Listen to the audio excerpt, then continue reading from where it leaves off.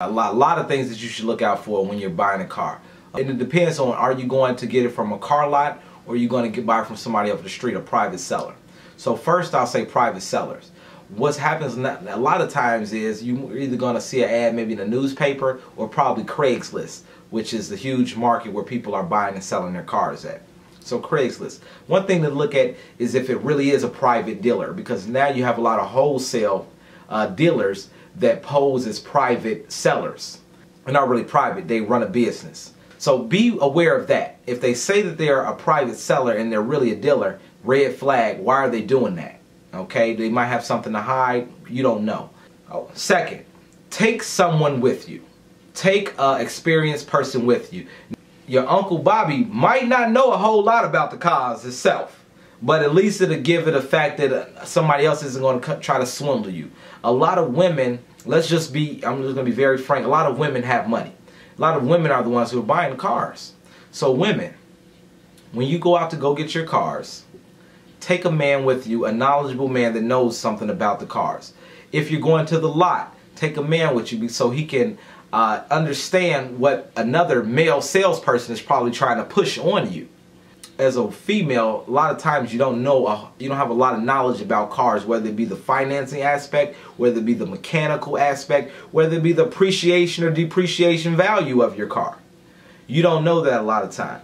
Do your research, what your car is worth, and don't be scared to take an experienced male with you who can help you in going to different dealerships and finding the car that's going to be right for you.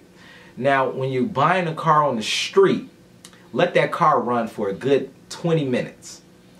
Let it run. Listen. The most important thing that you can do is listen. Quiet. Turn the radio off. Turn the air conditioning off. And listen to that car. Get underneath the hood. Drive it like you're going crazy. Do 60 on the E-way. Stop. Put it in reverse. Do all of that. And that's how you can gauge that. And if you can, and if you get the opportunity to also take it to another mechanic and have them check it out. Have them do a diagnostic if the buyer allows you to do so. Another good thing to do when you're buying it from a private seller is to say, hey, well, the thing is, a lot of cars are written as is now. But see if he will actually say, hey, I guarantee this car for X amount of days. It won't hurt. All he can say is yes or no. I'm scared. Maybe this is my first car I'm getting. Would you write a clause in there to say, hey, that this car is going to be good for me for at least 30 days, or you give me my money back? Nothing wrong in asking. And if he says no, maybe just the engine and trans then, because those are the major components that you want to know about a car. As long as the engine is good, and you can tell that from the knocking, if it's knocking, that it's not good, or the transmission. Those parts of the cars, if they go bad, it's no point in getting the car fixed. So you want to make sure those two things. See if that seller will write you a guarantee on those couple things. And what I've seen is sometimes people overlook the little things like raising down all the windows, opening the trunk, opening the doors. Because I remember I purchased a car, and after I bought it, I found out that both of the back windows went rolling down, and the back trunk didn't want to open up. If something was wrong with the trunk, but I didn't even think. Yeah. Till you look at that car. Play with that car. Do everything you can think of. And if you look at the if you look at the seller, he's gonna he might look agitated. He might look like come on, let's go. Or he might try to look nonchalant.